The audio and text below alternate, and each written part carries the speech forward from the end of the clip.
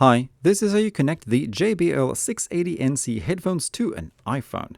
First, the headphones needs to be set to pairing mode. If this is the very first time you turn the headphones on, they automatically enter pairing mode, something that is then indicated by a voice saying pairing, as well as that the little LED light next to the on-off button is blinking blue.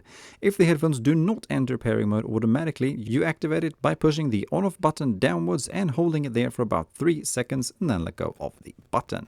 Now, on your iPhone, open Settings and select Bluetooth. Here, scroll down to the bottom to see if any new devices are available for connecting to.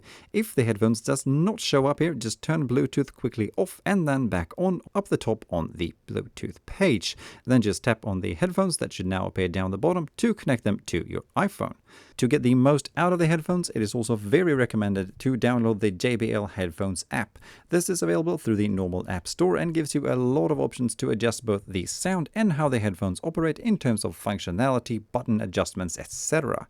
And that is about that. Also, if you want to disconnect the headphones from your phone, then this is achieved by again opening Settings and then Bluetooth.